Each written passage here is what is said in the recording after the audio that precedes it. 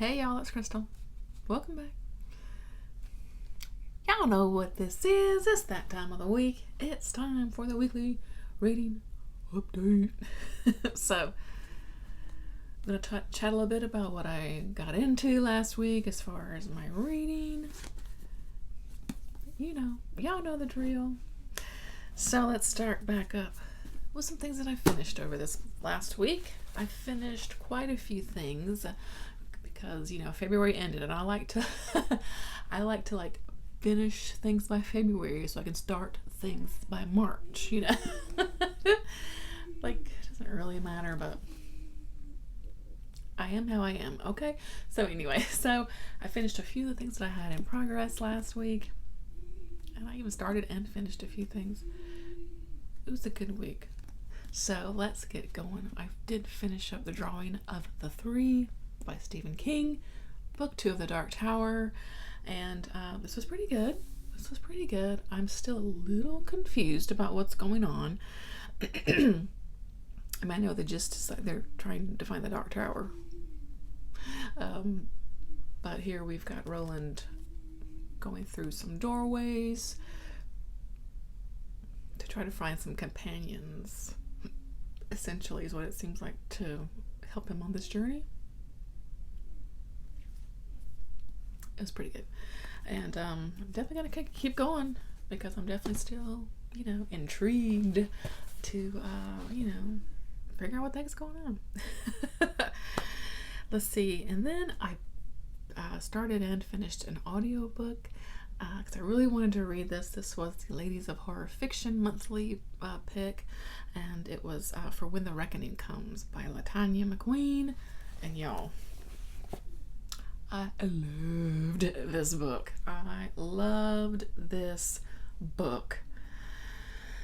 It was so good. So the gist is, we've got a woman who is kind of from a small town in North Carolina, and she has left her town and everything. But she gets a wedding invitation from like an old friend that she kind of has lost touch with, but they were really close at one point, and so she's kind of surprised, but she's also kind of like, well, we're really good friends, so maybe I'll just go. And I will say the main character is a black woman, and the friend that's getting married is a white woman. And they also have another, like a trio of friendship, and there was another a guy that was kind of in their trio too, who was another black man.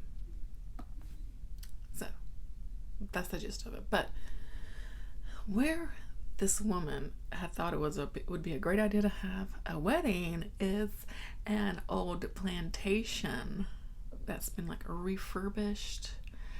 And they do like living history things there now, and so she thought that would be a really great idea.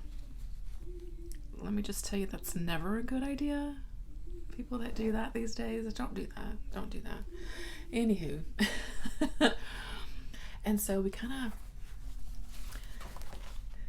through her going back, we kind of get some flashbacks to when, again, they were really good friends. Some things that happened at this plantation at the time that was abandoned and kind of derelict. Some things that happened with our main character and the boy, and how that really kind of changed the trajectory of their lives. And then how that, even the further past, the time of this plantation owning slaves, and how that impacts, the things that are occurring today. Perhaps there's some ghosts lingering around. And I'm telling you, this book was so good. And really, for me, the commentary of how what's the word I'm looking for?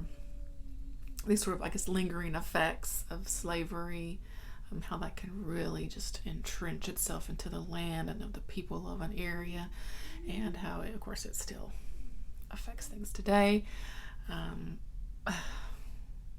good ghostly type stuff. I mean, I'm telling you, I love this book. It was my favorite book of the month. Right there at the end of the month, I flippin' loved it. So if you've not read it yet, it's fantastic. The audiobook was top notch. Read that book. It's so good. So when the reckoning comes, man, that's some good stuff. I loved it. Okay. What else? I finished up my short story reading. One of my short story collections that I had going last month. I finished up Bloodchild by Octavia Butler, and I really loved the bulk of these stories in here, particularly the fiction stories, because there are 2 essays in here, which for me were okay. They were more kind of about, one was like kind of tips on writing and thing, which I'm not a writer, but you know, it was still interesting to read. But some of these stories in here were just really cool. A lot of mentioning of like aliens, and you know, she's very much a sci-fi writer. So I don't know, gosh, did I have a favorite? I don't know. I mean, they were really good. I liked Bloodchild, which was the title story. I did also like, yeah, one of the next to the last, Amnesty. I really liked also. Man, that was a really good one about some aliens that had come down to Earth, and I kind of, not taken over, that's not really the right word, but in a sense were violent at one point, but then they're kind of learning how to like coexist, but they're like really bizarre aliens. I think I love Octavia Butler and her aliens that she creates, because they're always are just really fascinating.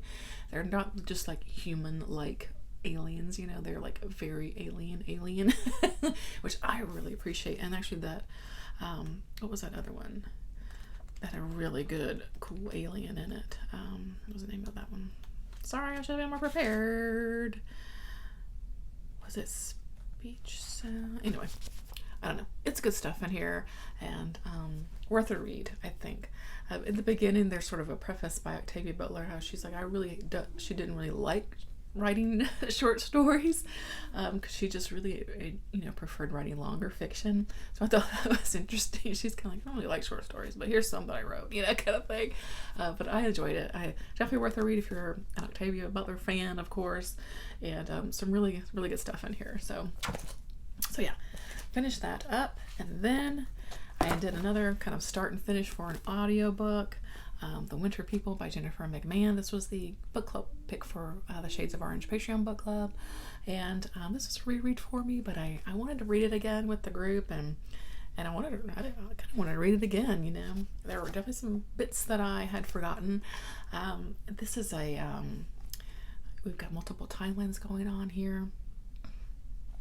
This kind of house that's in, I think this is Vermont. Yes, in Vermont, and it's tinges of like ghost story feels with a bit of folk horror, a bit of kind of witchy vibes, generational things. This is just the current. Let me go back. The current timeline is we've got a woman living in this house with her 2 daughters. And then it goes back to the past of kind of early 1900s, where there's a man and a woman and their daughter that live there, and we learn how these two families fit together, and the repercussions of things that have happened in the past, and how that affects things that are going on today, and gives me kind of Pet Sematary-ish vibes, but different, maybe even I don't know. Like I said, some good folk horror stuff too. This book is creepy to me. It's so spooky. There's this like, there's this closet in the house that's like for anytime like something is like peering out at you from like a darkened like closet, like that. That scares me. That's like creeps me out. So yeah, I love this book. It's a 5-star book for me. Still a top favorite. Reread. Loved it again. Yeah, I love this book. So it was fun to reread that one for sure. And I like reading. I know some people are like, I don't have time to reread because I have all these other books to read, and I have a million books too, but I do enjoy a good reread from time to time, All right, so that kind of ended my February reads, and I had a really good February. I didn't tally up. Let's tally up real quick.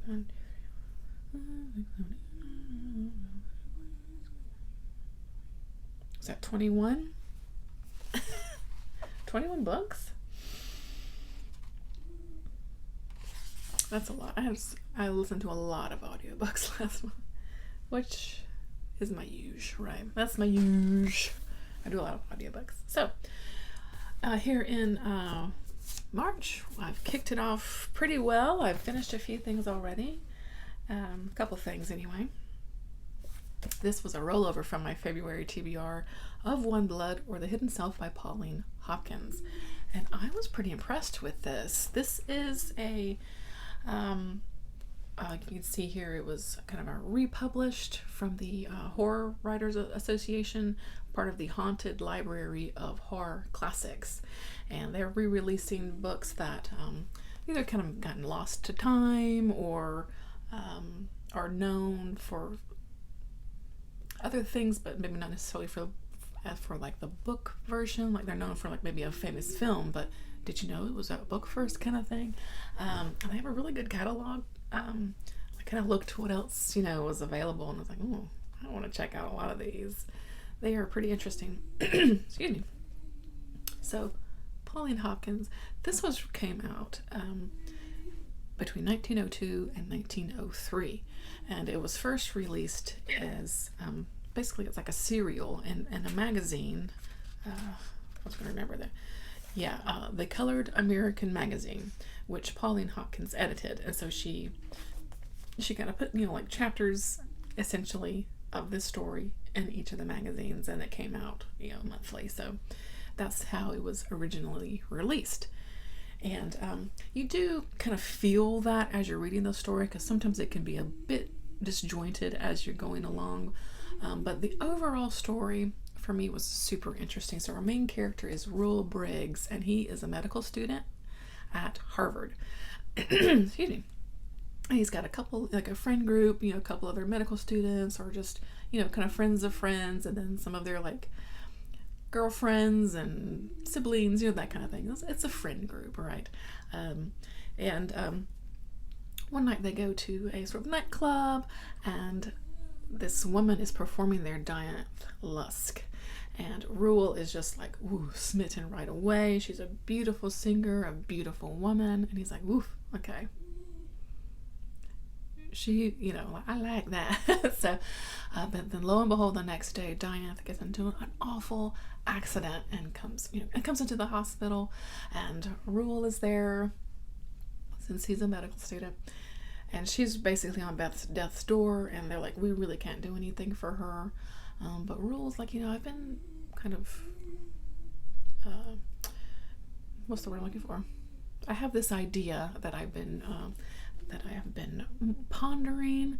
Would you let me try it for her? Because of course he really likes Dianne and really wants to save her because he loves her. And so they say, go right ahead. And of course she seems to be miraculously brought back to life. And that sort of begins a relationship for them. They end up getting married, yada, yada, yada. Then after they've gotten married, and this is where the story kind of takes a twist, where it maybe feels a bit disjointed because it kind of goes off on this whole different thing. But Ruel is like, you know what? I'm just a poor medical student. I don't come from a rich family like some of my other friends, that kind of thing. We've married, but gosh, I need to make some money so that we can get us a home and just start our life together. So he signs up to go on this sort of archaeological expedition, which takes him to Ethiopia of all places. And it's a 2-year expedition. He's like, I'll just be gone for 2 years. He leaves, his wife, in the care of one of his friends who has also just gotten married. And, it's just 2 years, so it's no problem. I'll be back in no time. famous last words, right? So they, they get on this archaeological dig, and they're looking through this pyramid, and they're Rule, goes in there late at night one night, because that always seems like a good idea, and he finds more than he bargains for. Perhaps this entirely this entire society of people living, and they are very advanced, with their education, with their science, with their almost kind of psychical type abilities, and lo and behold, they are black people. And, whoa, perhaps Rule is connected to these folks in some way through his descendants, right? Or his past descendants, right? Dun dun dun, right? So, I don't know. I was just really impressed by this. Again, if you think about when this came out, the very early 1900s, and what we learn in here, and I think it's important, is that Rule is living as a white man. But he is not a white man. He is a biracial man, and he's passing as a white man. And I think that is very important part of this book and a part of the story. And again, like I was saying, if you think of this as the early 1900s, really slavery hasn't ended that long ago in the history of when this was written. And in the fact that you see a sort of an older woman in here who was an enslaved woman at one point, and how, so I mean, I don't know, you see this really advanced society living in Africa, where, of course, most white folks think African, societies were not very advanced, and of course, were much lesser people than white people, and I'm telling you, I don't know, I just thought that is so important and really a big crux of this story, and how Rule is living today, how he sort of shuns that that part of his history, when he sees that society in Ethiopia really celebrating that, and there is some spookiness. It starts out really as kind of a ghost story, and it's spooky. It's not like crazy scary, you know what I mean? It was written in 1900, but there's a little bit of creepiness in here. There's, almost kind of like that, almost kind of a fantastical vibe when when you get to that African society. I don't know what we would call it, maybe African futurism. I don't know. I think this is really great. I'm so glad that it was republished for us to experience it. I think it's definitely worth a read if you're trying to read horror classics. I say add it to your list and give it a go. It's it's not the best classic I've read, but I think it's important, and I think it's saying some good things in here that are worth your time. So I'd give it a go as Of One Blood or The Hidden Self by Pauline Hopkins. I really, really enjoyed it. And let me see, I have a thing marked in here. Let's see. So this is, Rule is over there with, like I said, with that African society. And here is a quote from one of those men.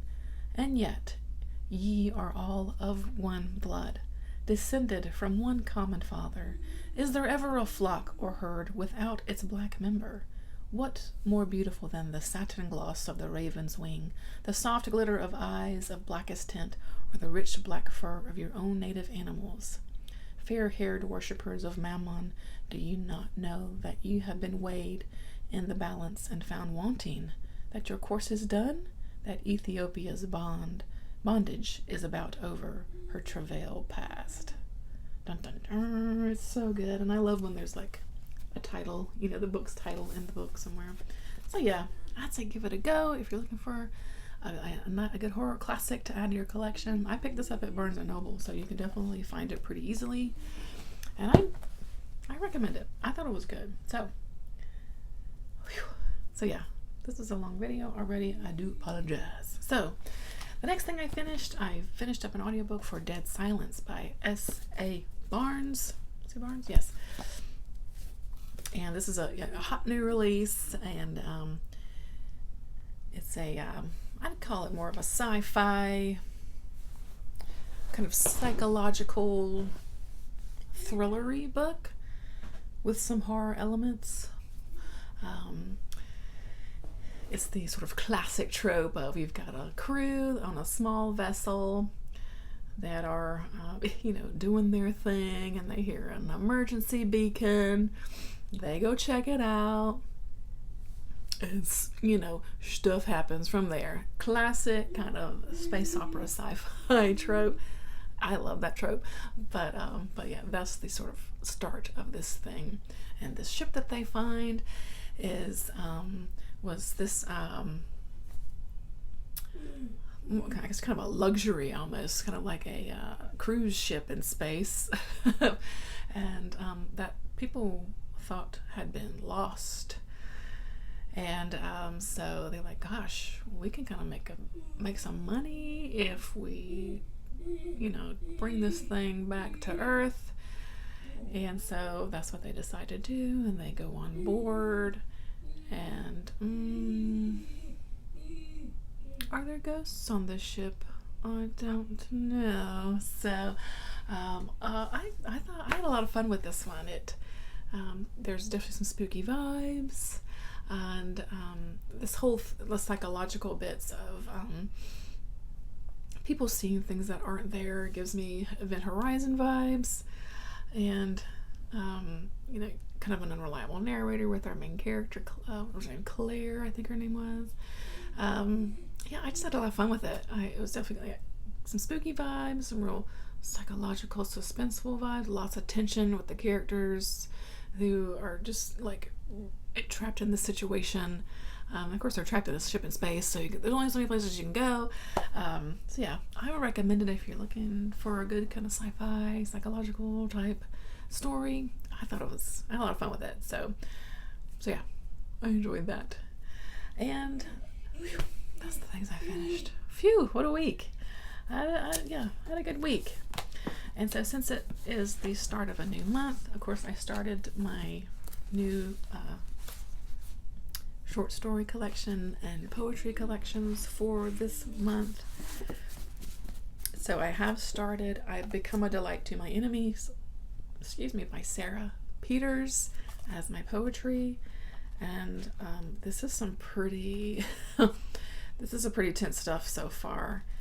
And this is like a themed but like it's the poems are all related to each other in a sense that they're all there's a town that's called Town, and it's about women's lives in this town, full of brutality and violence so far. It's been a couple of them have been a little rough, so but I'm enjoying it because it's very very kind of visceral, and yeah, I'm liking it so far. My short story collection this month so far, or my first pickup, has been the Dorothy Allison collection, Trash. And these stories so far have been really good. I mean, Dorothy Allison, right? What more do you need to say?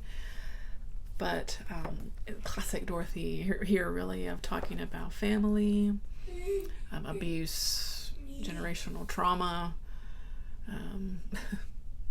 poverty. Just good stuff here. I'm really enjoying these so far. There's one in here called Mama that I just really loved so far.